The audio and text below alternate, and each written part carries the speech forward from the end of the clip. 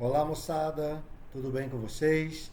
Então, inicialmente, cumprimento os senhores aí e já agradeço de antemão os senhores estarem assistindo a nossa aula de Processo Civil 2, que na data de hoje não será possível comparecer, né?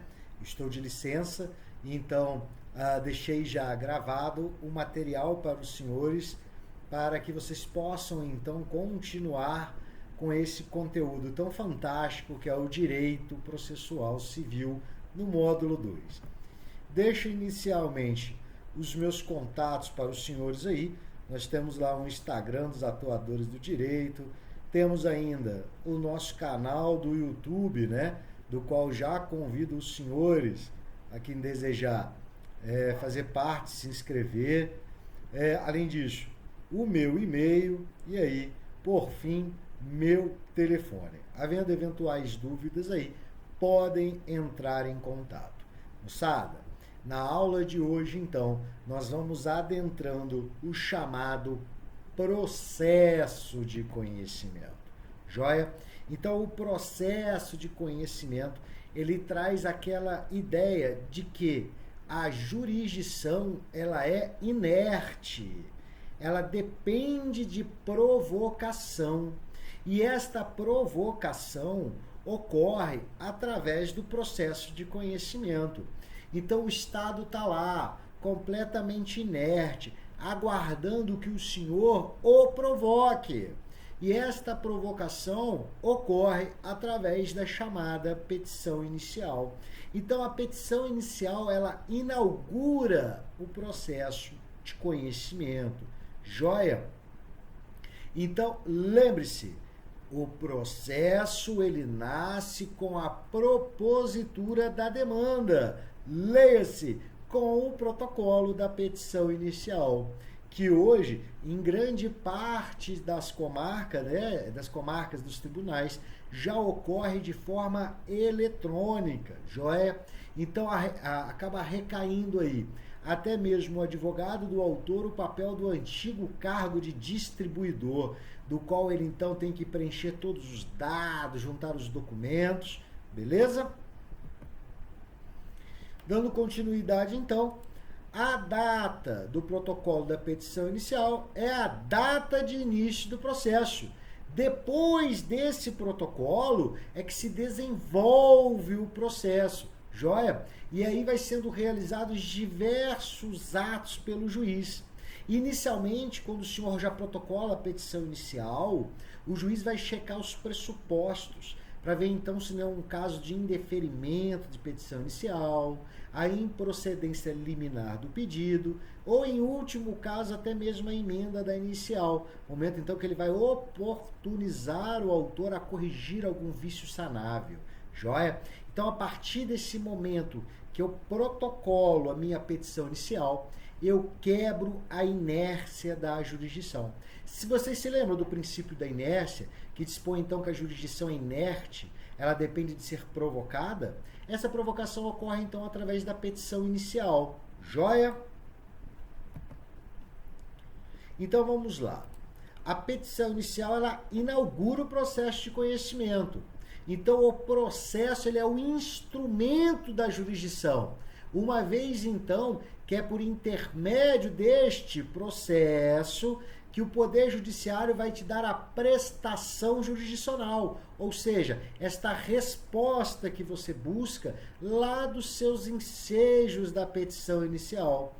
E aí, então, o magistrado ele vai aplicar o direito ao caso concreto. Até então, eu tenho uma norma abstrata. Eu tenho uma norma, então, uma legislação criada de forma abstrata, sem o caso em específico. Então, o juiz, ele pega o seu caso prático, mais a lei abstrata, e aí faz o quê? Aí ele vai analisar o caso com a lei concreta. E isso ocorre através dessa inauguração do processo da petição inicial, correto? O processo de conhecimento, então, ele é baseado nessa composição ordenada de atos processuais. Existem diversos atos processuais, dos quais nós vamos aí começar a entendê-los nesse curso do processo de conhecimento. Então, uma vez realizado a distribuição da petição inicial, o Estado, com a representatividade do magistrado, ele vai conduzindo então esse processo com os atos. E aí vai ter os atos do autor, os atos da defesa. É um grande quebra-cabeças que vai se montando nesse processo de conhecimento, tendo cada uma das suas partes sendo encaixadas aí vagarosamente. Joia? Quanto ao procedimento. Diferentemente, então, do processo, o procedimento ele consiste pela forma pela qual a lei determina que tais atos sejam encadeados. Então, existe um procedimento a ser seguido. Não é assim. O juiz ele não é dono do processo e fala, aqui quem dita as regras sou eu. O processo vai ser conduzido da forma que eu quiser. Não. O juiz ele segue um procedimento. E esse procedimento ele está regulamentado dentro das normas processuais. Então o juiz ele não faz o que ele quer, na hora que ele quer e do jeito que ele quer. E, me perdoe. Ele deve seguir um procedimento. Então o procedimento ele diferencia-se do próprio processo. Joia? O procedimento então ele pode ser o procedimento comum, que muitos ainda chamam de ordinário, ou ainda os procedimentos especiais. O procedimento comum ou ordinário, ele está previsto lá no artigo 318 e seguintes. 318 traz o procedimento, 319 os requisitos. Joia? E já lá no artigo 539, nós temos aí os procedimentos especiais. É interessante frisar que o novo CPC ele pautou por uma diminuição dos chamados procedimentos especiais. A ideia, então, era centralizar o processo de uma grande forma, né? Geralmente no rito comum ordinário, tá? Então, só em algumas ações em específico que nós ainda temos os procedimentos especiais, tá? Então, o rito comum ou procedimento comum, tá? Do livro 1, do título 1 da parte especial, ele segue sempre o mesmo padrão, joia? Então, a regra é sempre a mesma. Esse procedimento, a ordem dos atos processuais vai ser o mesmo. Já os especiais, que são 14 tipos de procedimentos de jurisdição contenciosa e 10 de voluntária, cada um deles tem uma maneira diferente. Joia? Então, nós temos aí o rito comum ordinário com procedimento padrão para todas as demandas que estiverem sob esse palio. Já os procedimentos especiais, eu devo me atentar a cada um desses procedimentos especiais, sendo eles os contenciosos e os voluntários. A exemplo aí de um voluntário, nós temos a emancipação, o alvará judicial. São alguns procedimentos que têm rito próprio, tá? Eles seguem no que couber o procedimento comum, mas eles têm sempre algum detalhe especial que o diferencia do rito comum ou ordinário. Então a gente precisa ter bastante atenção a isso, joia? E aí nós temos uma regra. Para identificar qual procedimento que eu vou usar na minha ação, sabe o que eu faço? Eu vou por exclusão. Então o que eu faço? Eu vou excluir todos aqueles especiais. Se não for nenhum daqueles especiais previstos lá no CPC, então é rito comum ou ordinário. A gente sempre fala que o rito comum ou ordinário, ele segue a ideia de exclusão. Então eu excluo os procedimentos especiais. Se não for nenhum dos procedimentos especiais que tem rito próprio, eu vou seguir então o rito comum ou ordinário, que é o rito mais simples, do qual nós vamos estudar ainda aí de forma mais aprofundada. Caso você queira já, de forma antecipada, ver como é que funciona o fluxograma de um rito comum ordinário, nós temos vídeo aqui também no canal de outras aulas anteriores, explicando todo o rito do procedimento de conhecimento do rito comum ordinário. Recomendo então ao senhor, se tiver uma disponibilidade, de assistir esse vídeo. Esse vídeo aí, ele vai mostrando o rito do processo de uma forma mais dinâmica, mostrando lá a petição inicial, o que o juiz pode fazer, e caso ele, por exemplo, indefira, qual recurso eu uso, e assim por diante. Eu acho interessante essa sistemática para não ficar aqueles conceitos isolados. O processo civil, diferentemente do direito material, ele não é muito conceitual, ele é muito mais de uma visão prática. Obviamente, a gente tem lá a apelação, o recurso que ataca a sentença, mas é importante entender como ele ocorre, em que momento ele ocorre. E isso ajuda bastante para os senhores, de repente, assistirem lá uma aula que tem aqui, até mesmo gravada aqui no canal, a respeito do rito comum do procedimento do procedimento comum ordinário, tá? Deixo como recomendação aos senhores, beleza? Quanto à alteração do CPC. Moçada, antigamente, no CPC de 73, nós tínhamos o antigo artigo 475. O 475 do CPC de 73, ele trazia o chamado rito sumário. O rito sumário, então, ele era um rito diferenciado do rito ordinário, não era um rito especial. O rito especial existia. Nós tínhamos o rito especial, ordinário e sumário. A exemplo, acidente de trânsito, estava lá no antigo 4752, a linha D, trazia então que os acidentes de trânsito seguiam o procedimento sumário. E aí no procedimento sumário a forma era diferente. Então, por exemplo, naquele tempo, já na petição inicial de um acidente de trânsito pelo rito sumário, antigo rito sumário, eu já deveria trazer quais eram as testemunhas, a audiência era una.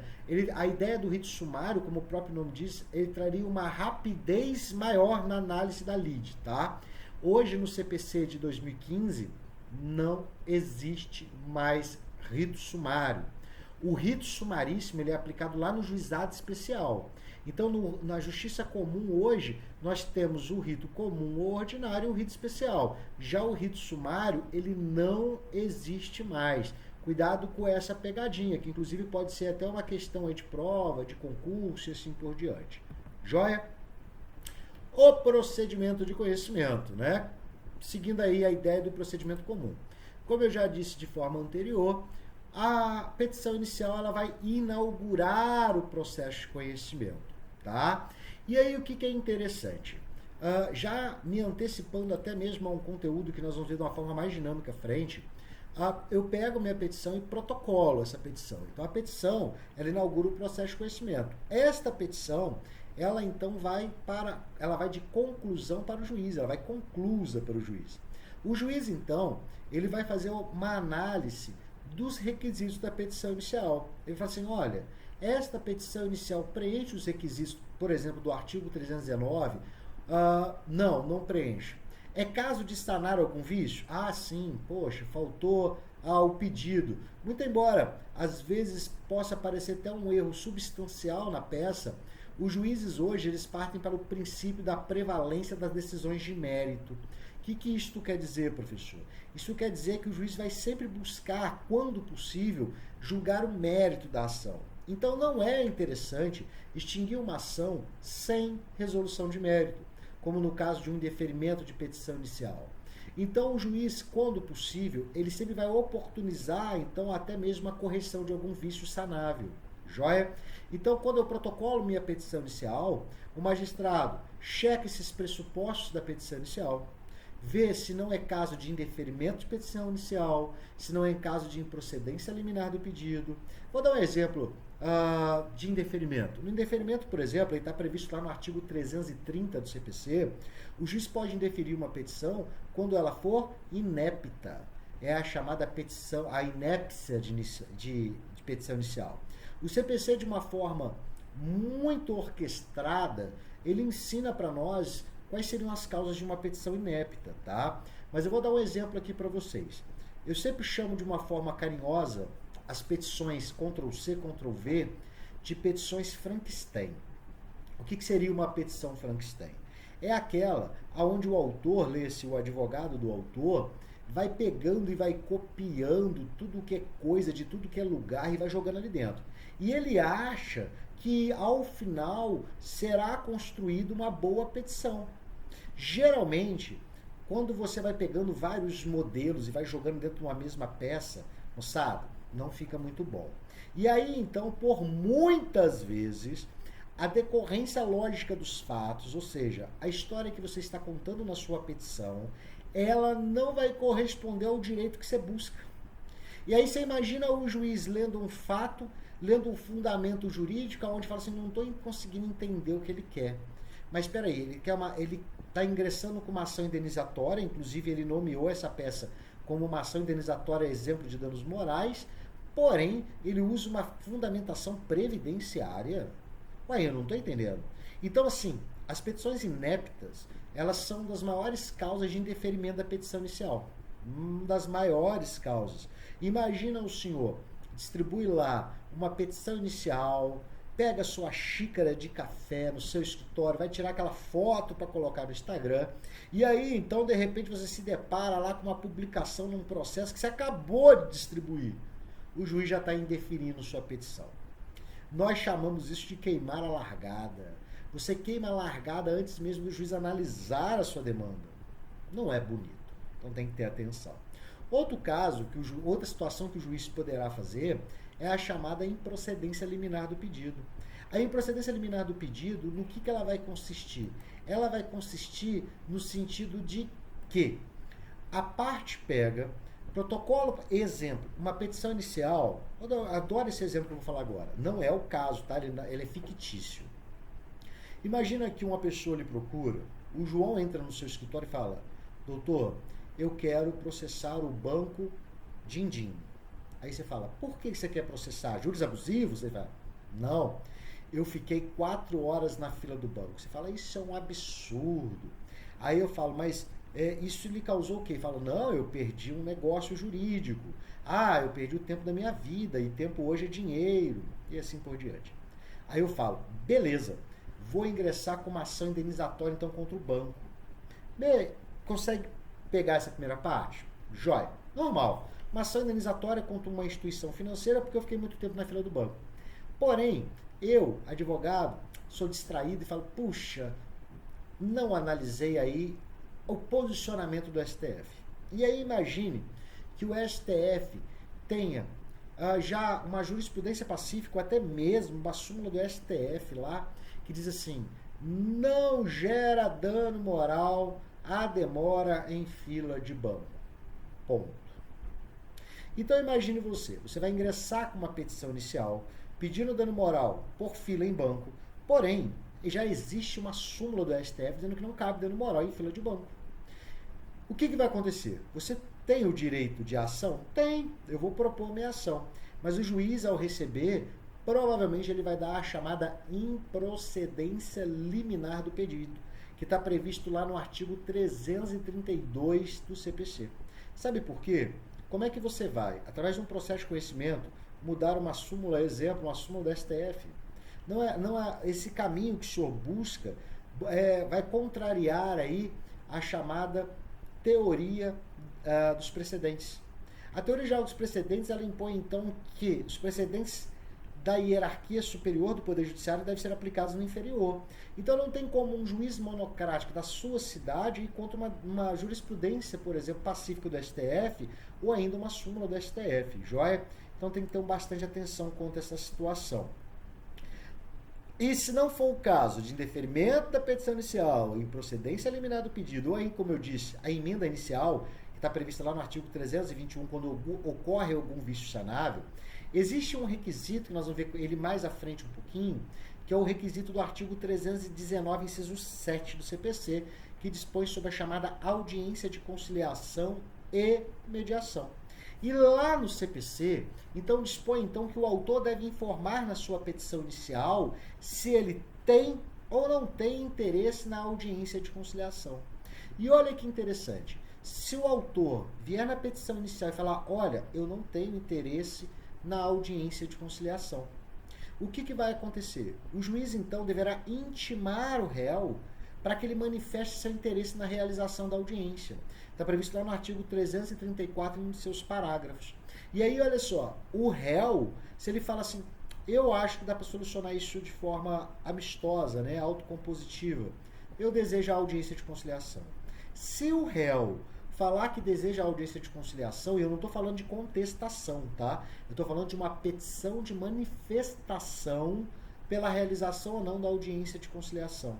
Se o réu falar que deseja, moçada, vai ter audiência.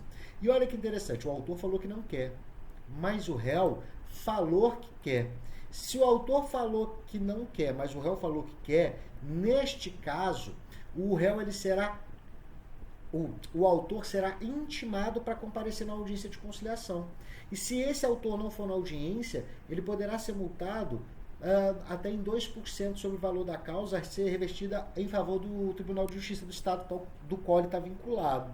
Então, olha só, o autor vira e fala que não quer. Se o réu falar que quer, vai ter audiência. Segundo detalhe, o autor fala que quer. Neste caso, o réu, então, não tem opção.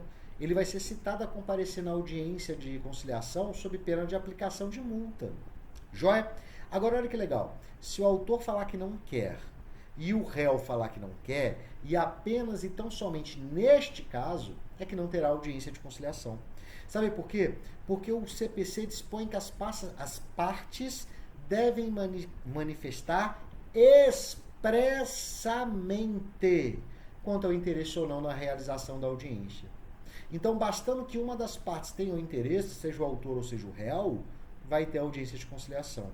Em decisão recente do STJ, chegou lá um recurso sobre a ausência de manifestação do autor na petição inicial. Se isto seria uma ausência de requisito da petição inicial que poderia dar ensejo ao indeferimento da petição inicial. Moçada, não. No silêncio do autor quanto à audiência de conciliação, vai ter audiência. Isso que entendeu o STJ. Então o STJ entendeu que se o autor nada falar, ele quer audiência. Porque o silêncio dele não é uma manifestação expressa pela não realização.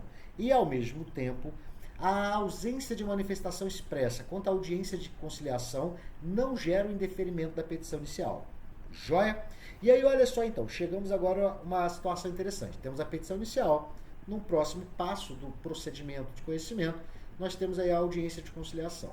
Moçada, a audiência de conciliação, se ela for com êxito, lê-se, houve um acordo e esse acordo foi homologado pelo magistrado, o processo termina aqui.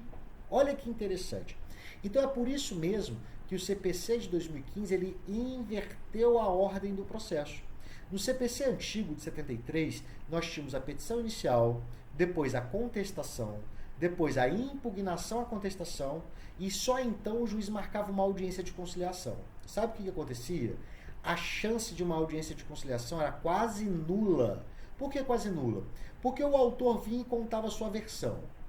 E aí ele já chega no processo armado. Ele já chega no processo mostrando todas as suas garras. O réu, por sua vez, naquele tempo, já se defendia. Ele falava, nossa, mas que autor mentiroso. Trouxe aqui um monte de mentira, ele está mentindo em juízo. E aí, por sua vez, ele atacava a figura do autor. Aí eu estava o autor armado e o réu armado. Aí sabe o que acontecia? O juiz, então, abria prazo para o autor impugnar o que o réu tinha falado. Ele vinha, por sua vez, e batia mais ainda no réu. Beleza. Feito isso, ele marcava uma audiência de conciliação. Você acha que era provável ou possível a realização de um acordo numa audiência dessa, depois do autor e réu quase querer se matar? Não. Então não se mostrava muito vantajoso essa audiência de conciliação após essa triangulação inicial do processo. Inicial, contestação e impugnação. Então, o que o legislador fez? Inverteu a ordem do processo. Ele colocou, então, que uma vez proposta a petição inicial, ele manifestando ou não pela audiência, a realização dessa audiência agora, antes mesmo do réu apresentar sua contestação. E acreditem, na prática isso funcionou muito bem.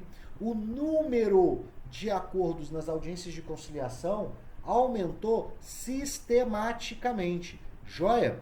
Então, feito isso, temos a petição inicial, temos a audiência de conciliação e uma audiência de conciliação sem êxito, frisa-se, aí sim nós vamos então para a peça defensiva do réu, que é a contestação. Moçada, me perdoe novamente. Não se preocupem, nós vamos ver a fundo cada um desses momentos do processo. A ideia desta aula aqui é a gente ter uma visão geral para vocês entenderem como é que esse procedimento comum anda, tá? Mas nós vamos ver cada um desses institutos, seus requisitos, princípios, bem com calma, pode ficar bem tranquilo, tá? A contestação, então, ela é a peça de defesa do réu, e aí é bem interessante frisar o quê? O CPC de 2015, ele trouxe a chamada unificação de defesa. E o que seria essa unificação de defesa? O CPC, ele unificou mais ou menos 16 formas de defesa em uma, chamada contestação, tá? Eu tenho a contestação, eu tenho a reconvenção e eu tenho a contestação cumulado com reconvenção. Por que eu estou dizendo isso? Porque, olha só, a contestação é uma peça defensiva do réu em desfavor do autor. Defensiva. Então, na contestação, o que o réu tem que fazer? Se defender. Ele, então, tem que rebater toda a parte fática trazida na peça inicial do autor, assim como ele deve rebater também os fundamentos jurídicos trazidos. E é muito bacana falar o quê? Olha que interessante. A lei é uma só. Então, a mesma lei que o autor vai invocar na sua peça inicial, o réu vai invocar. Só que ele vai buscar uma interpretação da norma ou ainda a ausência de preenchimento de requisito da norma. Então, a contestação é esse momento do réu se defender contra as alegações fáticas e ainda os fundamentos jurídicos trazidos na petição inicial. Além disso, ele deve apontar de que forma ele vai levar esse caminho do entendimento do magistrado, ou seja, em deferir a ação, em dar improcedência da ação. Joia? A contestação, então, é uma peça defensiva, mas olha que interessante. No CPC, lá no artigo 340, a contestação está no 335, tá, moçada? Quem gosta de anotar, inicial 318, 319, 320, a audiência de conciliação 334, a contestação 335, tá? E a reconvenção, que eu vou falar agora, 346. Olha que interessante. Então, a contestação é uma peça de defesa. Poderia, então, o réu contra-atacar o autor? Pode. Olha que interessante. Então, pode o réu contra-atacar o autor na mesma ação, desde que ele demonstre a chamada conexão. Então, deve haver conexão entre a ação principal, que é essa que a gente está vendo, e uma futura ação que ele poderia propor. Exemplo, o autor ingressa com uma ação contra o réu, pedindo R$10.000 de danos morais e materiais em um acidente de trânsito. Porém, o réu, ao receber isso, fala, não, esse cara é louco, quem avançou o sinal preferencial, o sinal, foi ele. Então, se tem algum culpado desse acidente de trânsito, foi ele. E aí, olha que bacana, na mesma ação, eu não poderia propor uma ação de danos morais e materiais contra esse autor numa outra ação? Poderia. Só que, em decorrência do mesmo ato ilícito, acidente de trânsito, e havendo a conexão, eu posso já fazer o meu contra-ataque nessa mesma ação, em prol aí de uma celeridade processual, economia processual, ou seja, dentro da mesma ação eu já vou contra-atacar ele. A contestação, ela não se preza a contra-atacar o autor. A contestação se preza a defender o réu. Então, na reconvenção, eu posso contra-atacar o autor. Só que chama atenção a uma questão. O legislador, de uma forma muito inteligente e seguindo aí os paradigmas constitucionais, colocou lá no artigo 343, em seus parágrafos, que a apresentação da reconvenção, ela independe de contestação. Pô, então para eu contra-atacar eu não preciso me defender? Não. E para isso, então, me remonta a um caso de uma senhora bem interessante que aconteceu alguns anos atrás. Essa senhora, e vocês vão entender muito e eu vou explicar o porquê disso. Essa senhora me procurou com o seguinte argumento, que um vizinho tinha ingressado com uma ação indenizatória em face dela.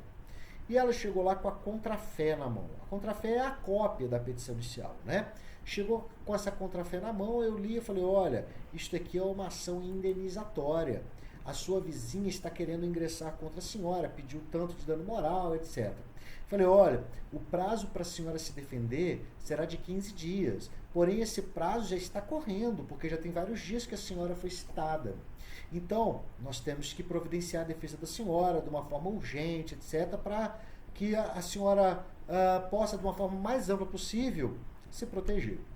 Ela me olhou bem nos olhos e falou assim, doutor, eu não quero me defender. Eu falei, como não quer? Se a senhora não se defender, essa ação será julgada totalmente procedente em favor do autor. A senhora corre um sério risco de ser condenada em pagar danos morais em favor dele. Ela falou assim, eu acredito na justiça divina. Então, moçada, por que eu falei esse casinho? Porque olha só que interessante. Quando eu disse para o senhor que a reconvenção independe de contestação, lá do artigo 343, eu estou querendo dizer o seguinte, para eu contra-atacar eu não preciso me defender. Só que, vocês se lembram bem do instituto denominado de revelia. A revelia, então, ela gera alguns efeitos. O principal efeito da revelia é a chamada presunção de veracidade fática. Ou seja, aquelas alegações trazidas pelo autor na sua peça inicial serão consideradas como verdadeiras. E isto provavelmente vai levar a um caminho de condenação, então, do réu nesta demanda. Tá, professor, mas o que isso tem a ver com a reconvenção? Tem a ver que a Constituição ela foi criada de uma forma muito, mas muito, ou para não falar excessivamente democrática. Vivíamos alguns tempos questionáveis aí, e aí o que acontece? O Constituinte originário, ele criou uma série de princípios e proteções constitucionais, que muitas delas nós já vimos até na nossa primeira aula, na aula da semana passada, que foi criado dois princípios. O princípio do contraditório e o princípio da ampla defesa. Porém, ao escrever o texto legal, acabou se dando um entendimento que o contraditório e a ampla defesa é quase o mesmo princípio, coisa que na prática não o é. Então, lembre-se que nós estamos falando em processo civil, tá? Algumas coisas que a gente fala aqui, por exemplo, não vai ser aplicado no processo penal, tá? Então tenham cuidado. No processo civil, o contraditório ele é obrigatório. E o contraditório, às vezes eu pergunto aos meus alunos assim, me defina contraditório em uma palavra. Sabe o que ele fala para mim? Ele fala assim, contradizer. Gente, nem tudo é levado tão ao pé da letra dentro do direito e vocês sabem disso. O contraditório, ele está muito mais ligado a uma outra palavra, que é ciência. Mas de que sentido? No sentido de dar ciência. Dar ciência daquilo que lhe é imposto. Então, quando uma pessoa ingressa com uma ação contra outra, essa pessoa que nós chamamos de requerido ou réu, ela tem que estar ciente daquilo que está sendo movido contra ela. E para isso nós chamamos de contraditório. Então o contraditório ele é sempre obrigatório, sob pena de nulidade processual.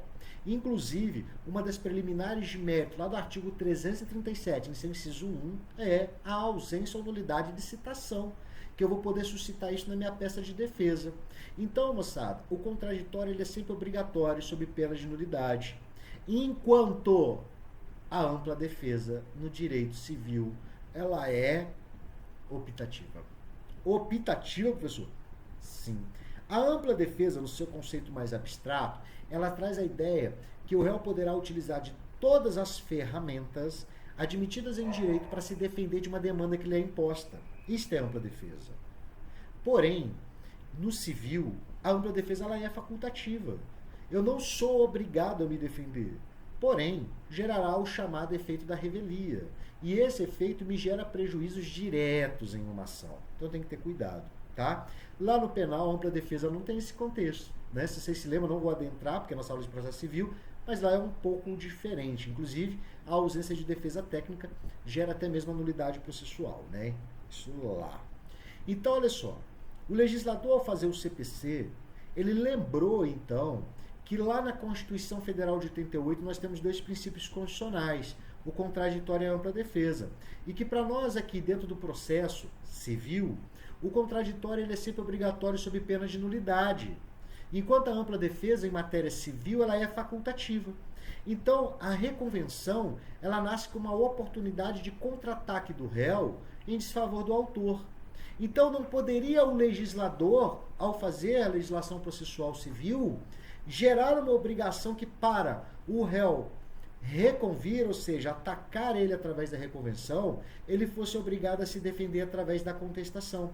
Por isso que lá no artigo 343 nós temos lá que a reconvenção independe de contestação. Porém, Se apresentada a contestação, elas ocorrem de forma junta no mesmo prazo, tá? É meio que um suicídio processual o réu não apresentar contestação e apenas reconvenção. Mas é um direito constitucional que ele tem, perfeito? Então, o legislador, ao criar o CPC de 2015, ele fez questão de relembrar esse instituto, esse princípio constitucional, onde, para nós, em matéria processual civil, eu não sou obrigado a me defender para contra-atacar. Joia? Não confundam a reconvenção com o chamado pedido contraposto, tá? O pedido contraposto, ele funciona nos juizados especiais. Por que ele só funciona no juizado especial? Porque lá no juizado especial não existe o instituto da reconvenção. Então lá é possível fazer o chamado pedido contraposto. Já no rito comum ou ordinário da justiça comum, nós não temos pedido contraposto, nós temos aqui a reconvenção. Perfeito? Dando continuidade, então, apresentada a petição inicial, ocorrendo a audiência de conciliação sem êxito, e o réu apresentando, então, sua contestação, nós vamos para uma fase que nós denominamos de saneamento do processo. O saneamento do processo é o momento, então, onde o magistrado ele vai delimitar qual é a demanda, o conteúdo que está versando, a possibilidade de nulidades processuais, a ausência de requisitos. Ele pode, inclusive, julgar antecipadamente o feito aqui. Ele pode aqui indeferir a petição aqui. Sabe por quê? Porque o réu nessa peça aqui que nós chamamos de contestação, ele vai vir a juiz e ele poderá trazer as chamadas preliminares de mérito, lá do artigo 337. Por exemplo, a coisa é julgada. Ele vai falar, olha, esse autor já entrou com a mesma ação contra a minha pessoa. E nesta ação, ela já foi julgada, exemplo, totalmente improcedente. Então essa ação já foi julgada, ela fez a coisa julgada material. Então o autor está querendo ganhar no grito, entrar de novo com a ação. Então ele vai fazer essa alegação na contestação, como preliminar de mérito, lá do artigo 337. E ele vai alegar então essa coisa julgada. E aí o que acontece? O juiz, ao chegar na fase que nós chamamos de saneamento do processo, ele vai analisar então essas preliminares trazidas pelo processo. Exemplo, incompetência absoluta, relativa, a questão da litispendência, a coisa julgada, a ausência ou nulidade de citação, a incorreção ao valor da causa, a justiça gratuita concedida de forma inadequada e assim por diante. Então, o saneamento do processo é o momento que ele analisa se esta ação pode ou não pode prosseguir. Analisa ainda se existem vícios processuais a serem sanados. Joia? E ainda, mais importante na fase de saneamento, ele vai delimitar a demanda. O que delimitar? Ele fala, olha, esta ação é sobre acidente de trânsito. Então eu tenho que entender, eu, magistrado, quem causou o acidente. Ou ainda, o réu teve culpa no acidente do qual o autor pleiteou na sua peça inicial? Quais são as provas que eu entendo necessárias que deverão ser produzidas para que eu chegue ao meu livre convencimento pela busca da verdade real e ao final, então, dê o julgamento da forma mais justa dentro de aspas possível. Joia? Então, a fase de saneamento do processo é o momento que eu sempre falo que o juiz coloca o processo em ordem. Ele organiza o processo, ele delimita a matéria que ele deverá ser produzido prova. Ele pode, aí, relembrando as provas, pedir de ofício produção de provas, o que geralmente não acontece, mas ele pode fazer isso. E seguindo esta máxima pós-saneamento de processo, nós vemos então para a fase de produção de provas. Nessa fase de produção de provas, então, é o momento do qual as partes produzirão as provas, sejam elas periciais, documentais ou ainda testemunhais. A principal produção de prova no processo do rito comum ou ordinário é a chamada audiência de instrução e julgamento. Na audiência de instrução e julgamento ocorre uma unificação de atos probatórios, aonde é ouvido o autor, é ouvido o réu, é ouvido testemunha, é ouvido o perito e outras provas mais podem ser produzidas na audiência de instrução. O CPC ele diz então que a audiência deve ser muito proveitosa, trazer uma unificação dessas provas em um momento mais único.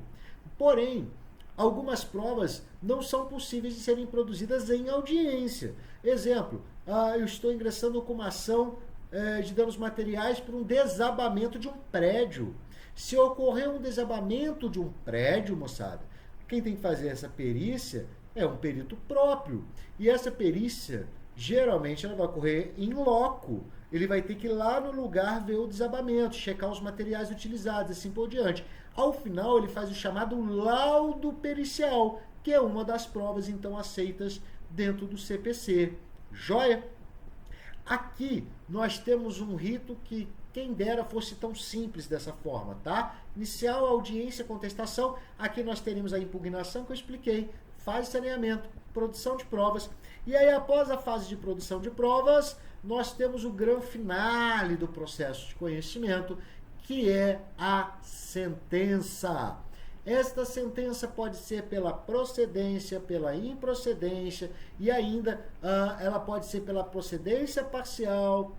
Então, a sentença ela pode ter um caráter muito misto, né? O autor pode ter proposto a ação e não ganhar essa ação de forma completa e ter um julgamento parcial do mérito favorável a ele. Joia? A sentença, ela põe fim ao processo de conhecimento. Então, este é um ato que ele vai encerrar o processo de conhecimento, nos atos mais importantes que nós temos. Então, é aqui, neste momento, aonde o juiz vai dizer se o autor tem ou não tem direito ao que ele busca, se ele faz ou não faz jus a determinada situação. Então, é neste momento que o juiz analisou todas as provas produzidas e ele chega a um convencimento sobre aquela demanda. Então, ele, após analisar todo esse rito de conhecimento, ele vai falar, olha, por tudo que foi produzido, eu entendo, então, que o autor faz jus ao que ele está buscando, tá? Então, por isso que o magistrado, ele está bem adstrito do processo e de tudo que ocorre dentro dele. Então, o CPC ele traz até mesmo a faculdade do magistrado em entender por produção de provas que tragam esse entendimento ao final dele. As partes, elas produzem provas, porém essas provas são produzidas para o juízo, tá? Então essas provas são produzidas em favor do juízo e também o juiz pode requerer a produção de provas específicas. Ele pode, inclusive, de ofício, requerer essas provas. Joia? Então vamos lá. Vamos agora ver de uma forma mais peculiar aí as fases do processo de conhecimento.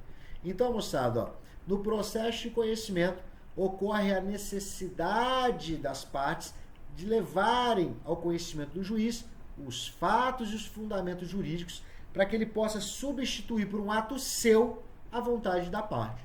Então, tanto autor, tanto réu, trazem suas alegações fáticas e seus fundamentos jurídicos para ver valer o seu direito. E através, então, desse processo de conhecimento, que ao final é proferida uma sentença, que o juiz vai substituir a palavra ou vontade da parte por um ato jurídico, que é o que nós chamamos de prestação jurisdicional. Joia?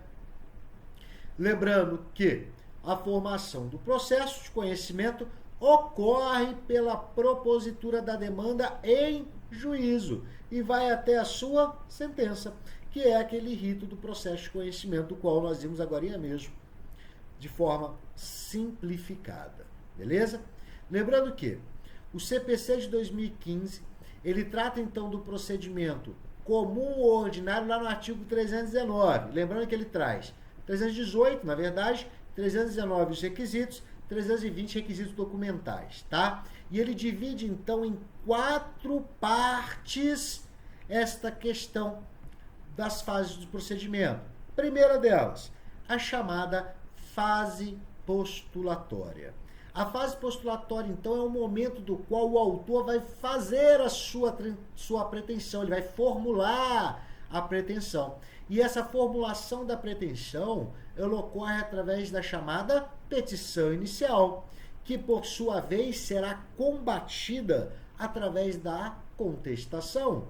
Então, nessa fase postulatória, nós temos o autor de um lado formulando as suas pretensões e requerimentos através da petição inicial e, por sua vez, o réu apresentando a sua defesa. Joia? Segunda fase, a fase ordinatória. O que seria a fase ordinatória? É na fase ordinatória, então, que o juiz ele vai sanear o processo. Ele vai apreciar, então, os requerimentos, as provas que foram formuladas pelas partes. É neste momento aqui que a gente fala que ele busca aquele convencimento para poder julgar. Na hora que ele lê, ele tem que entender aquilo ali de uma forma tão complexa que fala assim, o autor faz jus a determinado direito, o autor não faz jus. Então, nessa fase ordinatória é que, após ouvir o autor, ouvir réu e ainda a produção de provas, ele vai chegar ao entendimento, que é a fase instrutória, que é onde são produzidas todas essas provas do processo. Então, na fase de saneamento, ele delimita. Na instrutória, ele produz as provas necessárias para o seu convencimento, para chegar ao grande momento, que é a fase que nós chamamos de fase decisória. A fase decisória, como o próprio nome diz, é a fase onde o magistrado decide sobre a demanda, através da sentença. Lembrando que a sentença é a decisão que põe fim à fase de conhecimento. Joia?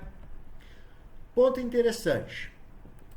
Em cada uma dessas fases, aqueles atos praticados, eles podem ser alternados, tá? Nós temos aí um procedimento que ele segue mais ou menos como regra, mas pode haver aí até mesmo a inversão de alguns momentos do processo em decorrência de um melhor desfecho do processo. Joia?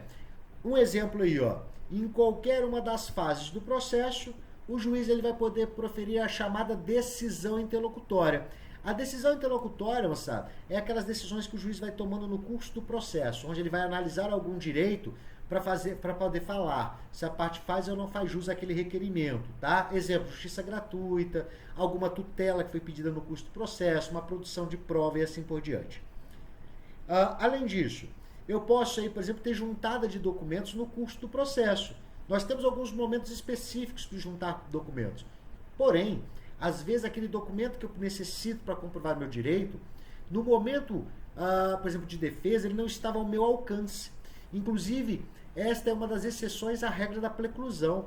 A preclusão, então, ela dispõe que os documentos, por exemplo, de defesa, devem todos ser apresentados em um momento único, que chama de contestação.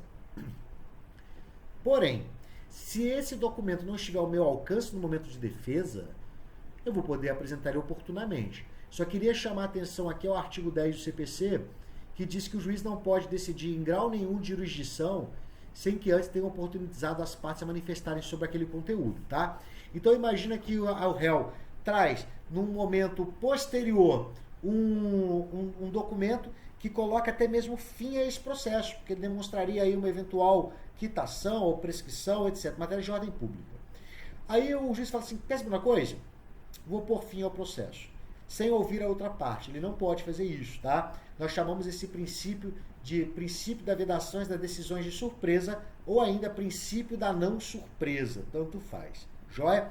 Então tem alguns momentos bem marcantes no rito de conhecimento, né, no rito comum ordinário, porém, pode haver modificação desses momentos em busca aí de um melhor desfecho do processo. Correto? Vamos agora dar um pouco mais de ênfase na fase postulatória. A fase postulatória, então, é aquele momento onde o autor traz as suas alegações e o réu traz as suas alegações. O autor vai trazer essas alegações através da chamada petição inicial, joia? Então, o autor, lá na petição inicial, ele vai trazer uma série de requerimentos, né? De pretensões. Lembrando novamente que a petição inicial, ela inicia o processo de conhecimento. É na petição inicial onde o autor vai relatar os fatos que ocorreram, que poderão dar ensejo a um pretenso direito. Joia? É através dessa peça. Além disso, chamo e friso novamente a questão do princípio da inércia. A jurisdição, ela é inerte, ela depende de ser provocada. E ela é provocada em matéria civil através da petição inicial. Então, nós temos aí, através do princípio da inércia, que a jurisdição ela não pode agir de ofício, ela depende de ser provocada. E essa provocação ocorre através da petição inicial. Joia? A petição inicial, ela ainda é uma forma de materializar o interesse em busca da chamada tutela jurisdicional. Joia?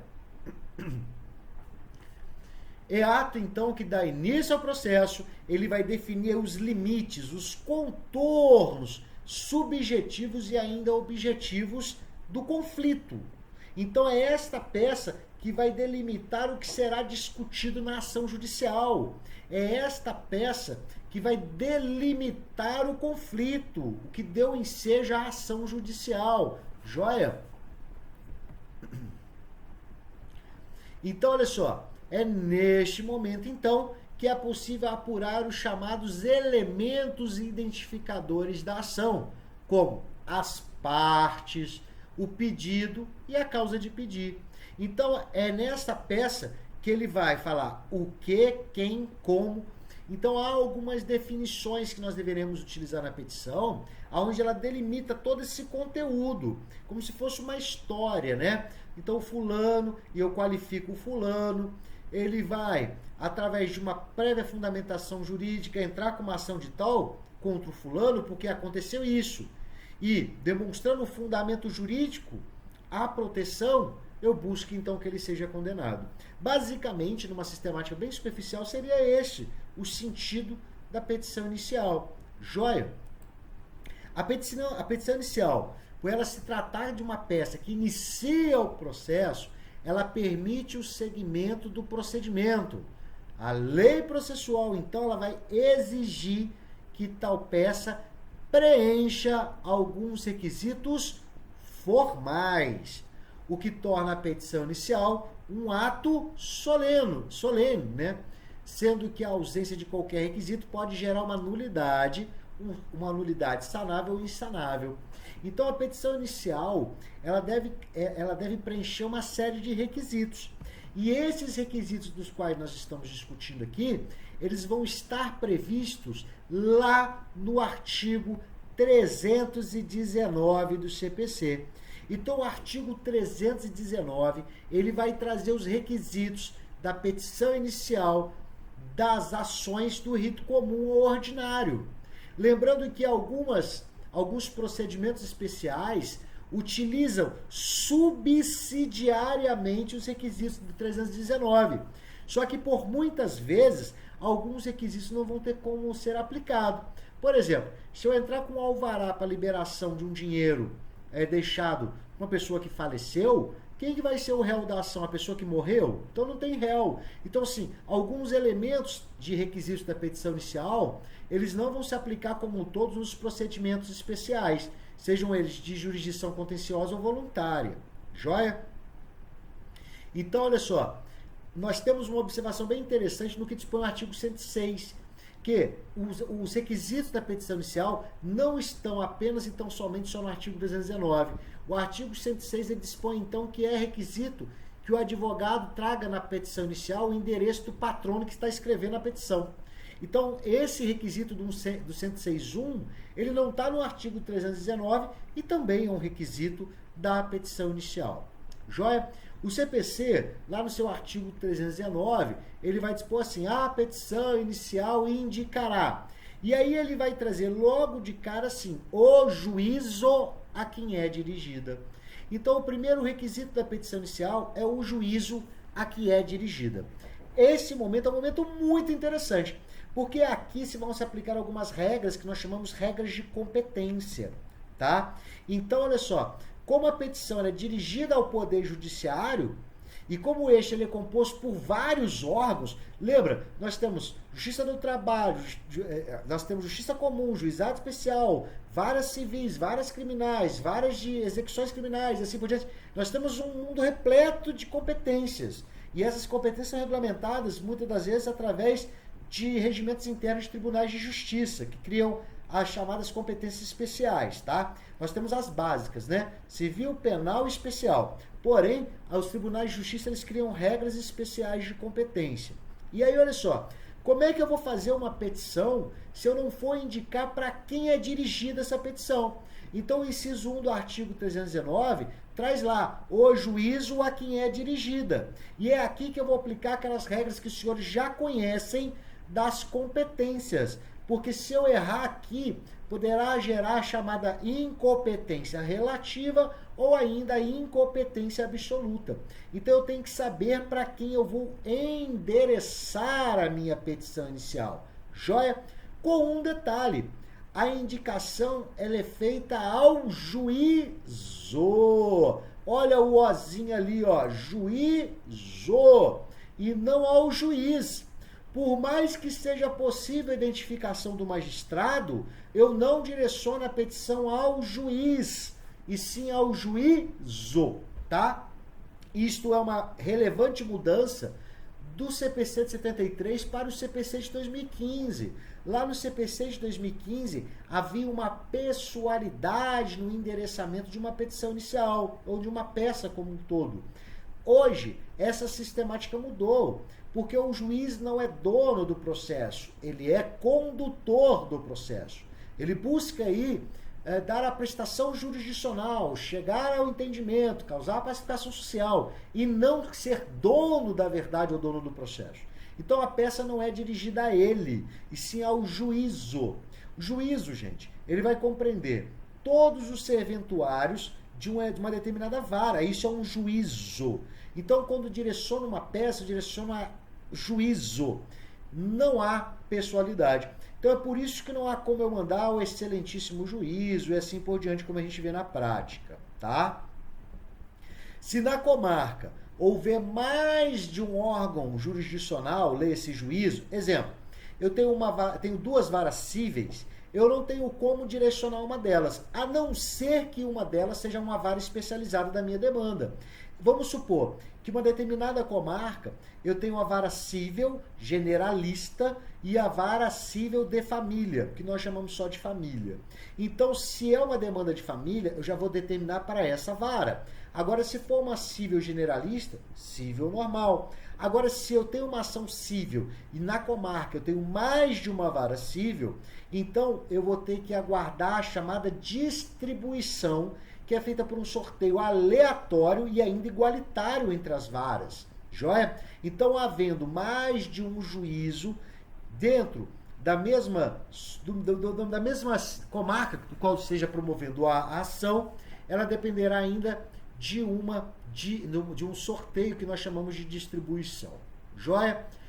Com um detalhe interessante. Este endereçamento, ele sempre vai lá no topo da petição.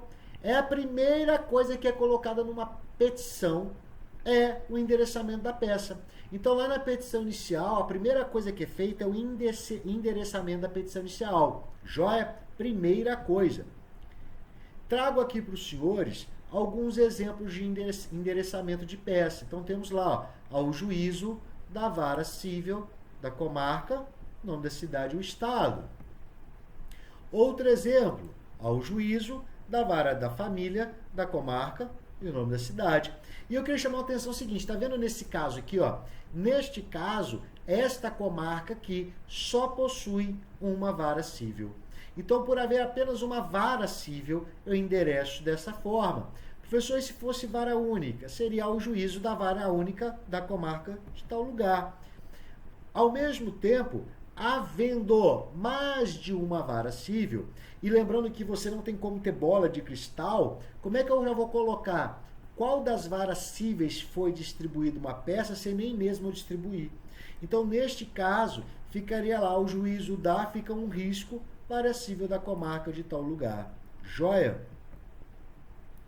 E, por fim, nós temos aí, na ocorrência ou existência de varas especializadas, eu vou trazer ao juízo da vara especializada e a matéria que ela é especializada, tá? Se vocês se lembram bem, no endereçamento da peça, nós temos duas competências aqui, relembrando, né? A competência quanto à matéria, que a gente vê ali, ó, especializada de família e sucessões, civil, criminal, e a competência quanto ao foro ou território. Está lá, ó, Belo Horizonte, Sinop, Cuiabá. Então, neste momento, nós temos duas regras de competência. Competência quanto à matéria e competência quanto ao território. Nós temos a competência quanto à questão de pessoa, valor de causa, etc. Mas aqui eu quero destacar essas duas. Joia?